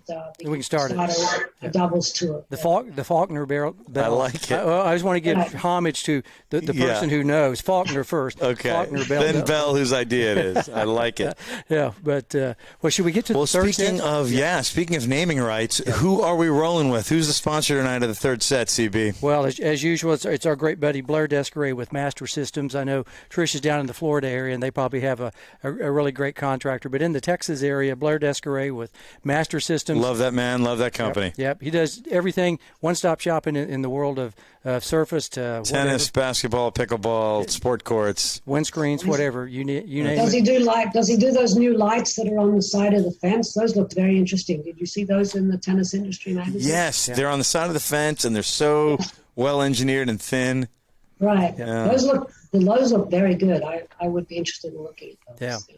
Yeah, I'm sure Blair's probably into that, but he's a great guy. The courts behind us, those are Master System courts. They've been down 7 years, believe it or not, seven and a half years. And they're still perfect, and the lights. They look perfect. And the surface is amazing, and the lights are the best in the city. Yep. So. Yeah. Well, thank you, Blair. Yep.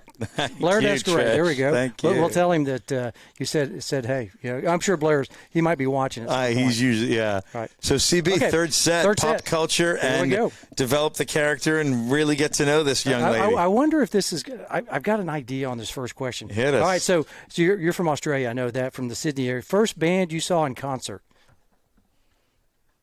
My first concert was Johnny O'Keefe, who was sort of like a rock and roll singer. Uh-huh.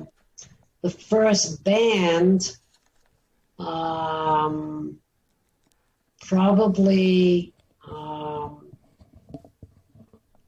the Beatles. Really? Wow. You saw the Beatles? 1960 what? I don't know. In England, it was 63 maybe. Oh, wow. You remember where you saw them? Was it like Wimbledon? No, I don't remember where it was. But the Beatles, that's pretty cool. You saw them back when they were the Beatles. I was going to spit out my drink if she had said the Cavern Club in Liverpool or something. No, that I didn't quite make. A big band was the Beatles. I've seen other concerts, and I saw when I was on the tour and I was in the Netherlands, there was a poster for Barbra Streisand. I didn't really know that much about Barbra Streisand then, but I went to see her and I thought, oh my gosh, that was in 63. Wow. So, Trish, who was your favorite Beatle of the 4 or 5 guys? Probably John Lennon. I'm disappointed to hear that, Trish. John would like to say thank you, Trish. I'm honored to be on your list there. Very good. That's not bad. I'm glad that Paul McCartney is still making music. He's amazing. It's good to see him. Sir Paul is what? He's closing on the octogenarian, didn't he? He's got to be high 70s by now, yeah. Yeah, it's still pretty good. Yeah. He's in shape, that guy. He's amazing. So if you're a band connoisseur, you could hear a band. Is there one that you would like to hear that you haven't heard? I actually went to a Chicago concert about a month ago. They were still pretty good. I actually have heard a lot of bands because I go to the iHeartRadio concert out in Las Vegas quite often. So I have heard Maroon 5. I've heard Maroon 5. Adam Levine. Yeah. Big tennis fan, actually, he is. Yeah. Yes, he is. I don't know what current band I would. I'm not really a band person. I guess I like maybe just plain artists by themselves or a small group. But I like Little Big Town. That's not a big band. Yeah. So can't say I'm into the big bands. How about you? Yeah. No, this is. I go a lot of different ways. You do. Oh yeah, I have a very eclectic music taste. Everywhere from ZZ Top to Boston to all the way to. I like Maroon 5. I like a couple of things they throw out there. I like Adam Levine stuff. He's got some good tunage out there. What's your favorite music genre? Did you like rock, jazz, zydeco, classical, R&B, country and western? Probably I enjoy country and western. It's not my favorite. When I was in Detroit, we used to go to a great jazz place almost every other weekend. They have fabulous people there. I saw so many very famous people there. So I enjoy jazz very much. Motown? But probably soft rock. I think I sent you my favorites. So I've pretty much seen everybody in concert that I want to see except for one person. That's it. So were you up in Detroit when Motown was going on? When they started Motown? To some extent, yes, I was, yeah. I was there for the riots, too. But, were you really yes. for the riots? Yeah, I was. That's probably pretty interesting, wasn't it? It was pretty scary to see the tanks rolling down the main street. And yes, I can imagine. Downtown was a mess, but that was a bit scary. Yeah, Detroit is really a great town now. It's come back, and downtown area is really fabulous. I'm surprised that Ford or the big automakers really didn't get into tennis with because you were around. You probably had that type of you knew the people. Did you know any of the Ford family? I didn't really know them that well. I taught some of the kids at one of the clubs, and one of my best friends. Her husband was the lawyer for Chrysler, the top lawyer for Chrysler. So, but they weren't into tennis at that point. Yeah. When I was in Detroit, tennis was still just beginning to take off. As far as being a business is concerned. Sure. So. All right, so here's our big question about a band. This tells about your personality. So if you were in a band, hypothetically, or maybe you were in a band, which position are you playing? Are you the lead singer, lead guitarist, drummer, keyboards, bass guitarist, or glockenspiel player like me? I'm a famous glockenspiel player, so I hit the glockenspiel and keep it going. So what position is Trish Faulkner in the band?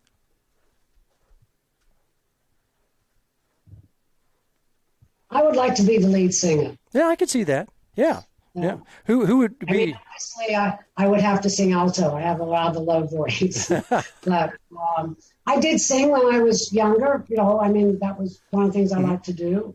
I like to dance, but maybe I could be a backup dancer if my voice won't take it anymore. Well, no. I've always wanted to learn the piano. I have a beautiful piano in my house, but I don't know how to play it. I keep trying to learn, but I think I'm a little busy now, and at this point, maybe it's too late.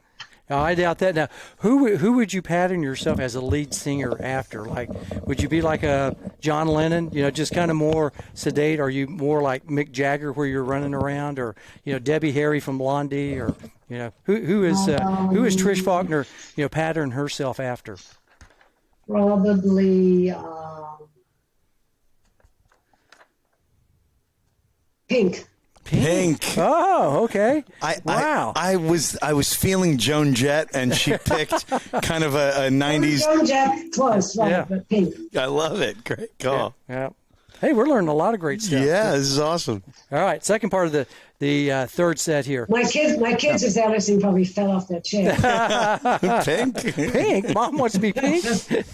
All right, besides the first concession that you had at your table at your tennis court where you sold 4 and 20 pies, what was your first paid job?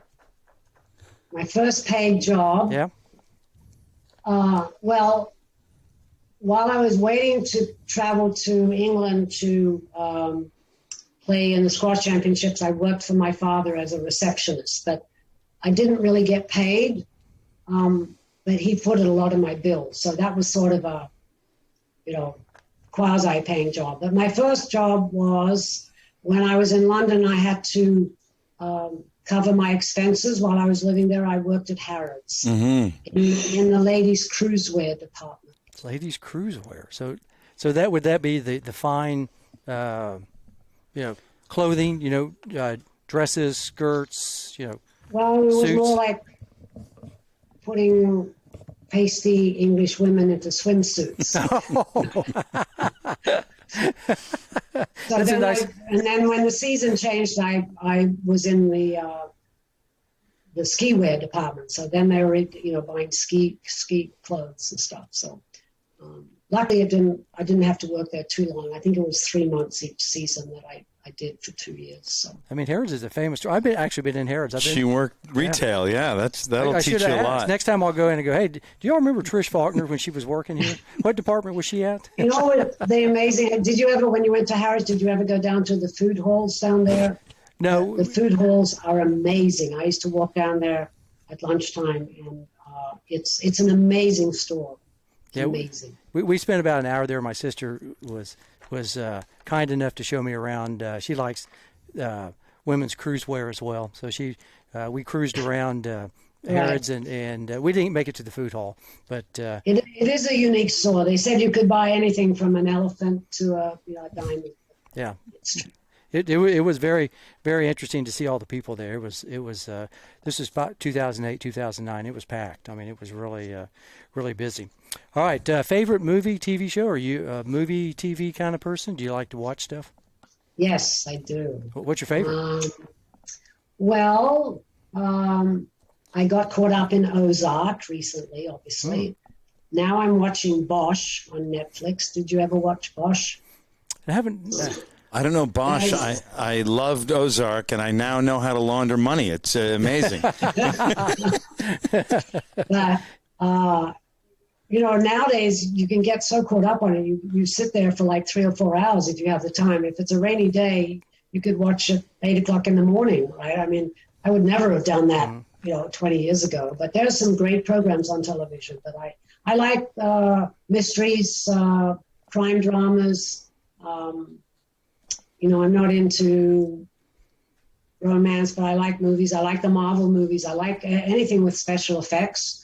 I really, I'm blown away by all the special effects. Yes, are you a fan of like the current stuff, like Harry Potter, that kind of special effects? Yeah, I'm very, very much into Harry Potter and Discovery of Witches and all Black Panther, all those sorts of movies. I love them. Yeah, I think it's interesting. Jurassic Park, what was it? That's an older movie, but they still had the dinosaurs that were just on the computer, and it looked like they were right there. I mean, just stuff that I find it kind of fascinating, but that was a long time ago. That stuff still holds up, doesn't it? Yeah, pretty good. Yeah, not too bad. All right, breakfast, lunch, or dinner? Which one do you enjoy? Which is your favorite? Breakfast. Breakfast, really? Mm-hmm. Are you a morning person then? Are you an early morning? Not really early. No, I like to stay up late, and so I don't get up real early. I don't get up at 5:30 and run 5 miles or anything. But like our buddy Lane Evans. Right.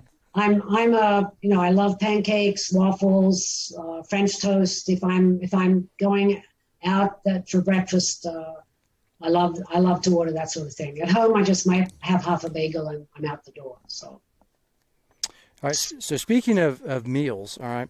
Now this is always a fun question. I think it's probably my favorite question that I ask. 4 people or more, you'd have a dinner party, a soiree, as we say in Oklahoma, and you can invite anybody. You have soirees in Oklahoma? We have soirees. We have Barbies too. Yeah, and Breeze. Barbies and Breeze too. So Braai, but a braai. Braai is the braai. Yeah, in South Africa. South Africa. Yeah. Well, told you I'm from Oklahoma, so it's a soiree. We have one of them soirees. All right. So you have this little party. We know AJ and I. We're invited. Who else would you like to invite? It can be way back in time, forward in time. Maybe there's somebody who's not been born that you might want to invite. AJ always is interested in see who people invite to their soiree. Let me think. Gloria Steinem. Steinem. Oh, interesting. We've never had Gloria Steinem. She's friends with Billie Jean King for sure. I'm sure she is. Yeah. They moved mountains, they did. Let me think. This is a good question. See, we're not a bunch of pretty faces. We actually have some substance here. Yeah. Hugh Jackman. I love Hugh Jackman. There we go. That's a good one.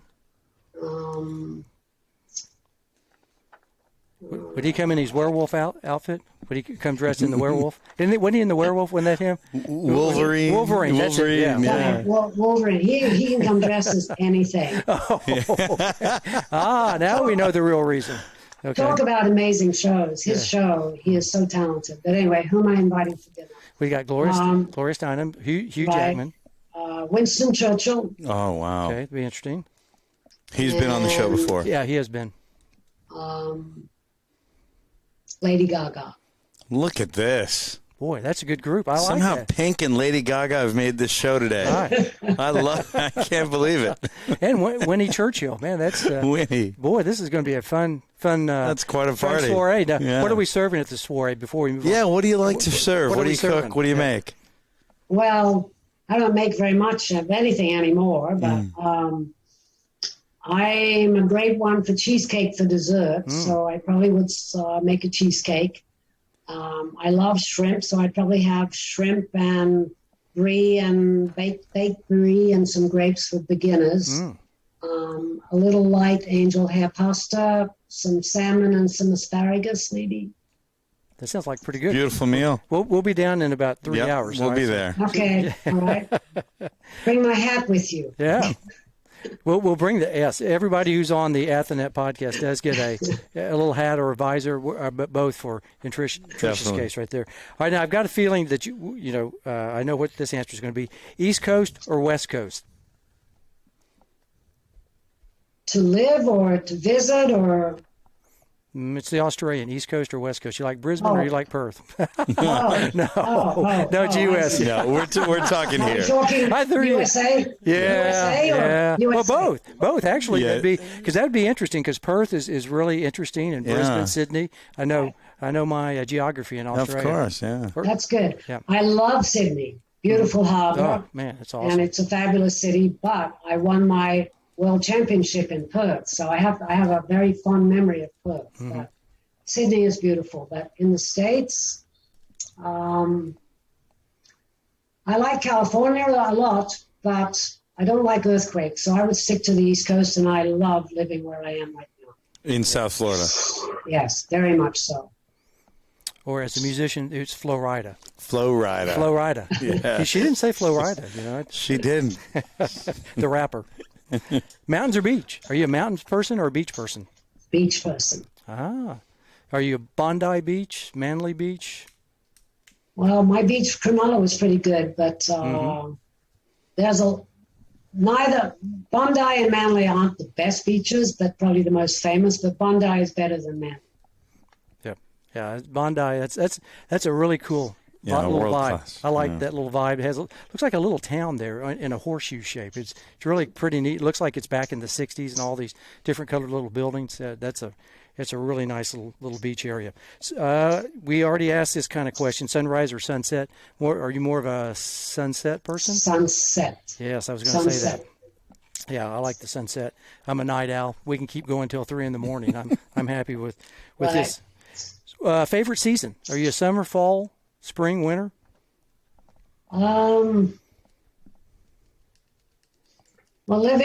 when I lived in Michigan, the fall was beautiful with the color and the changing of the leaves and everything. That you can't beat that. But I guess I like spring in Florida. It isn't too humid, no hurricanes, little breeze, nice weather. The water's still fairly warm, so I would say spring. Sure, like it. What about down in Australia? What's your favorite season down there? Same thing? I don't like the winter in Australia because it does get cold sometimes and quite gray and rainy. So I like probably spring again. Right? Spring. Favorite holiday? What's your favorite holiday? New Year's Eve. New Year's Eve. Interesting. Yeah. Would that be New Year's Eve in Sydney or New Year's Eve in Florida? Well, then I celebrate it twice. So that's good. Well, there's kind of some different weather too, because that down at New Year's Eve in Sydney, that would be heat of summer. Right. Yeah. That's right. That's where I'm moving. Very hot. Right, because like Christmas time. So I thought you might say Christmas. So would it be an Australian Christmas that's at the beach, or more of a traditional Christmas in Detroit? We would eat quickly and run to the beach in Australia, but often our tournaments, our junior tournaments, because those were our big school holidays, were held over the Christmas holidays. So sometimes I really wasn't home always for Christmas Day. Right. Yeah, that's always such a crazy thing to think when you go down there, that it's summertime, but it's Christmas holiday, is going on, or New Year's, which is totally opposite for us. I mean, school is out up here, but it was just a little break. It's like you're on vacation down there the whole time, so it's just like totally six weeks, right? It's our longest vacation. Right. What do you like to do in your spare time? When you have a spare moment, what do you like to do? What do I like to do?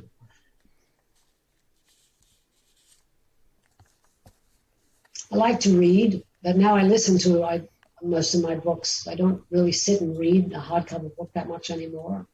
I don't know. I like to sit out on my back porch and drink a glass of white wine and watch the sunset if I have any free time. The best. Nothing wrong with that. And listen to some music. And,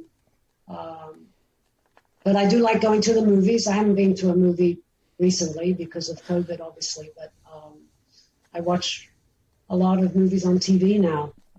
I've become one of those people that I didn't think I would ever become, which is more like a couch potato, because I watch more TV. I watch more TV now than I ever did before, but the programs are really good. Yeah, they really are. And then televisions like the one behind us, we're commandeering the television behind us. They're so nice. I mean, the definition, just the everything about the experience at home is almost just like going to a movie. So. And my kids said they said, "Mom, why don't you buy a 75-inch TV?" And I said, "And which wall shall I put it on so that it will fold down?" Right. I mean, it's 75 inches. That's a bit big. I have 55. That's big enough. Yeah, I think that's what this is behind us. It's fairly good size. And it's good enough that we watch a lot of tennis on. All right, so speaking of tennis, we're around in the corner now. We're in our third part of the third set. We're going to bring this back to tennis. Indoor tennis or outdoor tennis? Like indoor tennis or outdoor tennis? I love playing indoor tennis because everything is so true. It's usually hard courts. The bounce is good. No wind, no sun. You do have to watch your lobs. I've made a few holes in the ceiling at Franklin Racket Club, I have to admit. But I prefer being outside. I'm from Australia. I like the sun, the sea, the sand, and the outdoors. So outdoors. I would think grass tennis courts, too. Did you grow up on some grass? I did. I had a court in my backyard, which was clay, but my best results and what I liked to play on most was grass. I was a serve and volleyer. Yeah, I'm still trying to think, clay in Australia. Boy, that just did your dad build it, or did you have somebody build it? But you maintained it, I'm sure. Yeah, we maintained it ourselves. Yeah, we rolled it and watered it and what have you. It was a really nice court, too. It was not red clay. It was sort of like that sandy color. It was like yellow.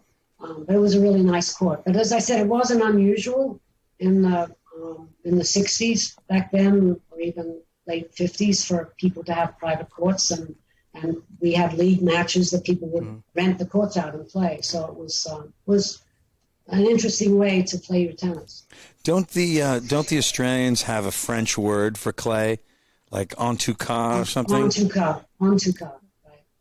And that's what you... Don't ask me where that came from. Yeah. My court was en tout cas. It really was. Yeah, I mean, in French it means in all cases. Right. En tout cas. Like, if it rained, you can still play. You can play, right. Yeah, if it's hot, you can still play. He didn't even look that up on his cell phone. I mean, he pulled that one just like out of air. I don't know where that came from. CB, that's 7 years of French and 45 years of being a tennis geek. Ooh, man, never heard that. So... I'm from Oklahoma, though, so we don't hear a lot of things. We're culturally, awkward, let's put it that way. Most embarrassing moment in tennis. Have you had an embarrassing moment in tennis? Like, I've had a few in my time. I've fallen down a few times, and, didn't know if you remember. I was playing against Gail Chanfro and I think Frankie Doerr at the U.S. Open at the West Side Tennis Club. And my partner was, who's my partner?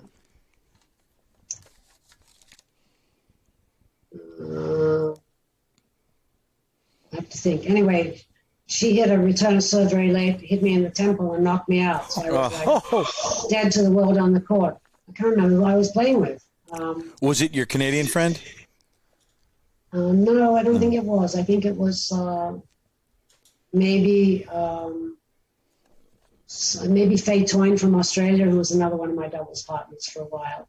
But so you actually she just hit the ball late, came off a racket and just smacked me in the head, and I went down. So did you go? Probably. Were you out for like 15 or 20 seconds? Yeah, probably. Yeah, I did lose consciousness, I think. So. Wow! Everybody ran over and stopped the match and all that. And we lost the point. So. Right. They didn't say play two on that? No. What's your favorite tournament? Wimbledon. Wimbledon. Interesting. Yeah. Because I know because of the history, the grass courts, I like the upgrades that they've done. I haven't been in the last 3 years. That they do something even every year they improve it. And I know they've improved the French, although they got landlocked until they were able to get more land. So I like the Australian Open in Melbourne, but Wimbledon's my favorite. Okay. Yeah. I mean, I like the Australian Open. That's my favorite because it's so spread out and it's summertime. And it is, right. But the history with Wimbledon and I have a personal feeling there, I think. So that's my favorite. Yeah, everybody seems to want to win that one. That's the one I think we all universally as tennis players would want if we're going to win a tournament. I think that's Wimbledon's the one, even though that's the least seldom played on surface out there. That's, from the history standpoint. And it is. Okay. Who would you like to have played in your career? Is there somebody that you didn't get to play that you would like to have played? I never played Avon. I would love to have played against her. Was Yvonne just a little younger than you and wasn't really up yet when you were at the top? Right, yeah. And I saw her when I was at the Australian Open in 2019 down there. We caught up.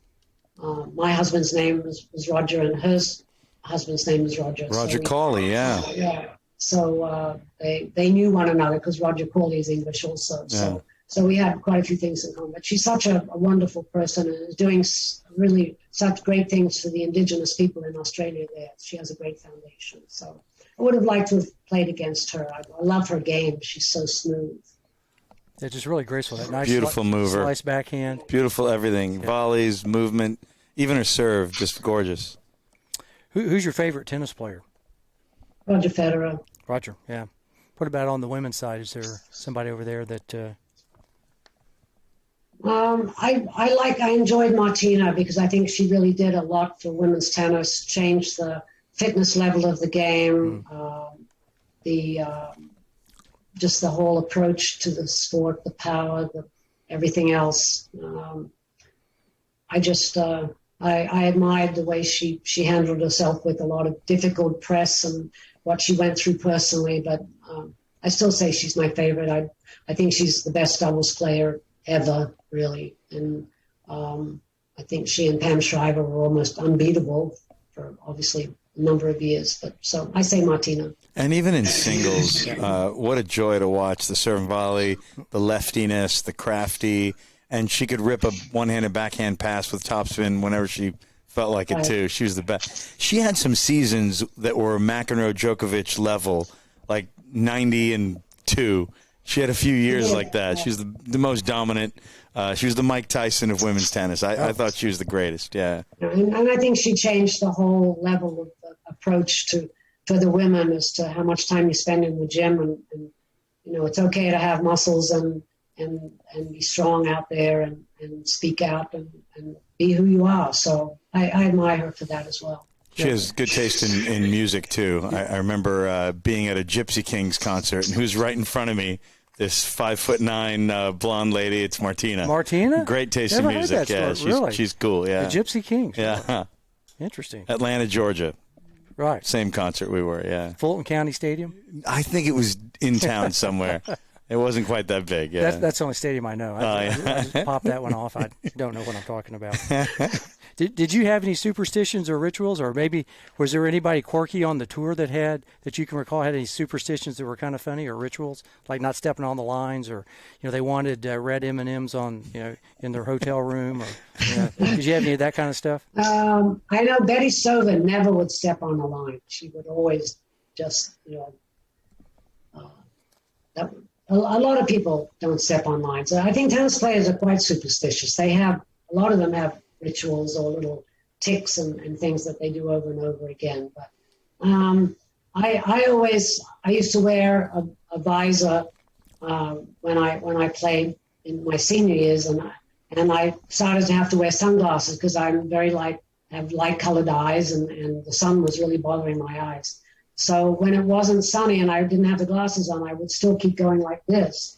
Even though I would hit my nose trying to push the glasses up, even though I didn't have glasses. And it was just a habit that I would tweak my hat, put my glasses, and my glasses aren't there. So it's amazing the rituals you get into as you play. Well, you know who the king of rituals is? That would be one Rafael Nadal. Rafa, yes. You have more ticks than a hound dog, don't you? Well, Craig, I don't know what to say. No, I have not stepped on a line since Betty Stova was 22. No, Well, your bottles too. I mean, that's he's Who does that now is Tiafo too. He's like he's always tugging. Yeah. I want to get him a smaller shirt or something. Yeah. Did your kids? I'm just curious. Did your kids play tennis? Were they? Did you? I made them play. Mm-hmm. I used to have to teach the neighborhood to get them out there to even play a little bit. They played some junior tournaments. Mm-hmm. They didn't like it that much. They got more involved in soccer, mm-hmm. And their dad was very involved in soccer, so they sort of went towards that. And now they're saying to me, "Why didn't you make us play more when we were younger?" Because now they like it. Yeah, right. And we've got the grandkids starting to play, so they like the game. They play a little bit. They have good strokes. But they don't play very much. They're mainly golfers, and they're tennis when they're down in Florida, they'll play. Do they live in Florida or Michigan or both? Michigan. Michigan. Well, they almost moved down to Florida because they came to visit me over Christmas and stayed about 5 months. So because of COVID, my grandson wasn't in school. My son was working remotely, and the weather was minus 10 degrees in Michigan and 75 in Florida. So they said, we're not going home. So that was fine by me. Good but decision. they're in Michigan. Yeah. All right. Last two questions, then we're going to let you go. All right. If you wouldn't have been involved in sports, what would you be doing right now? I would probably be a phys ed teacher, or my favorite subject in school, believe it or not, was Latin. And I always liked words and the derivation of words, so I might have, but I probably would have been a teacher. Interesting. Et tu, Brute. Mm-hmm. That's the only Latin I know. But still a teacher, just a different subject, that's all. Yeah, that'd be fun to be in a classroom. Yeah. I think our classroom is actually out on the court, but just to have 30 or 40 students in a classroom in a setting. That's kind of an interesting, occupation right there. I think you'd be great at it, especially a good Latin teacher. Miss Faulkner. My Latin teacher was great, and I enjoyed the class, but she could throw a piece of chalk at about 100 miles an hour, about 60 feet. And hit you in the head. You paid attention in her class. Right? All right, so here's the big question that we end with. If you could wave the magic wand for the great game, is there any change or changes, or would you leave it alone the way it is? So you've got you can do whatever you want. Is there something that you would do, or do you like it the way it is? I think it's great that they have the electronic line calling system. That would have been one of my go-to wishes 5 years ago, that the money and the way the players were playing, the people can't see those balls anymore. So I'm so happy that wherever possible, they're using electronic line calling systems. I think they have to do something a little bit about the media, the post-match situation. I would change that. primarily, I think the game is heading in an incredible direction. The players, the personalities, the crowds. I think it's an amazing sport, and I wouldn't change very much. I'd still keep the women playing 3 sets. I think it's very tough on the men at the French Open to play 5 sets on those slow clay courts. I don't know, but again, that's part of being a gladiator, that people like to see the battles out there and be those 4 and 5 hour matches. So again, I think I'd like to see more doubles. We discussed that. I think doubles is a great game. And I think that the average person watching it on television wants to see more. So I would petition for more doubles on television and more prize money for doubles and more recognition of the really good doubles players, even if they're not singles players. So just a thought, since you've been behind the scenes, and I don't want you necessarily to answer fully correctly, you don't have to give any details. Could tournament directors pay more money, do you think? You've seen some books and probably... great question. Could there be more money distributed? I mean, I understand everybody's got to make a little money in this process, but at the end of the day, down on the bottom line, could they roll it back to people in the first round or qualifiers? I know the USTA has really been trying to do that, but like some other tournaments, like with a 1,000 level tournament or a 250, or could they throw something back a couple more bones? Well, I know for many years the women got paid in qualifying, which helped them. I mean, at least it gave them a plane ticket to the next tournament if they lost in the first round, basically, and the men did not. So I think, yes, and I know the men, the top players were voting for the lower level players to get more money out of the pot. So, yes, I think it could be distributed a little more evenly.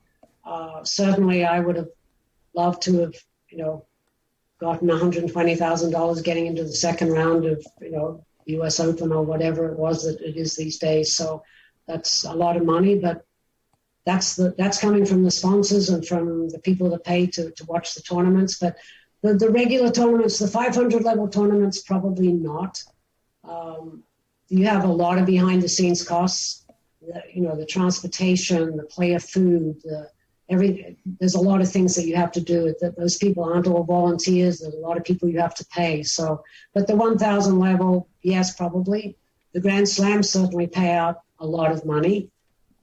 But again, their costs are extremely high. So I think the prize money at the moment is probably about right, but I think they could filter it down a little differently. So is it with the... like the lines people, I know they're not having lines people at Ash and Armstrong. Are there still lines people out there on the other courts? I haven't really seen the outside courts because I'm sure that technology is really expensive. But once it's all paid for, then there's no cost. So would that cost be coming down? I guess on lines people. I guess because. Right, I'm sure it is, and at some point, I'm sure they're going to mandate that all the 500 level, 1,000 level tournaments also have all their courts have electronic systems because there's too much on the line these days with everybody's rankings and prize money, endorsement money. And once it's installed, and I'm sure because of technology, it's only going to get easier and better and cheaper to install it too. Yeah.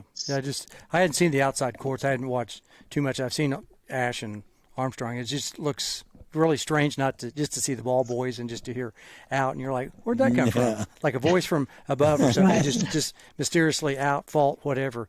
And I mean, the first time they used it, it didn't sound like out or fault. I mean, it sounded like somebody was grunting. Yeah. So every time I heard that, I went, "Oh, they've got to change that one. I don't like that one." It was Latin. That was actually it was Latin. They were speaking Latin. So whatever Latin is for out. So, well, Trish Faulkner, it's been a lot of fun. I know it's 11 o'clock your time. We spent right at 2 hours of your time, and we could keep going. I enjoyed it. No, we could keep going. We're going to have you back. That was a real ace of a program. It was an ace. Delightful show, Trish. Such a pleasure getting to know you. Oh, yeah. Nice to see you, and thank you both very much. I enjoyed it. Well, no, we appreciate your time.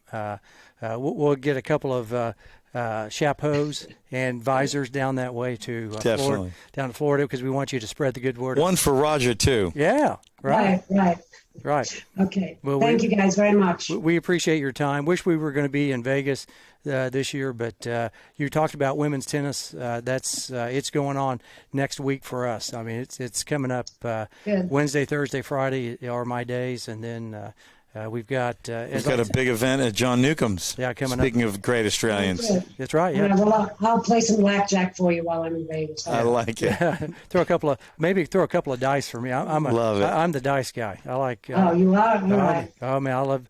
That's where all the action is. Well, that's the best odds, right? The craps table. Well, it can be. The way I played it's not. It goes pretty fast in my book. But we thank you for your time, all your service, for the great game that you've been involved in a lot of different aspects, and we appreciate your service to our industry. Thank you, and thank you for what you do with your podcast. It's great. Thank you. Big thanks, Trish. Have a great night. Good night. Take care. Happy New Year. All right. Bye. CB, what a show. Yeah. She's a great guest. Oh, my goodness. Ace. It was an ace of a show. Total ace, Total ace of a show. Yeah. Well, should we get QFO, Mr. James Scott Campbell, yes. All right, we'll get him going here. In case you're wondering the name of the song, Semi-Western. Semi-Western, is that what this is? The original title of the song. Well, because he was a partner of yours at Oglethorpe University. The great Oglethorpe, the Stormy Petrel. Petrels, yes. I thought it was petrol. But that's the oil over in England, right? Petrol. Yeah. Petrel is the British pronunciation of the bird. Right. Because it's one of these birds that travels from Europe to America. Right. Then they bring oil. They carry oil. They probably have very oily skin, which is how they can go from one through storms. Well, thanks for listening to Season 1, Episode 9-3 of At the Net Podcast.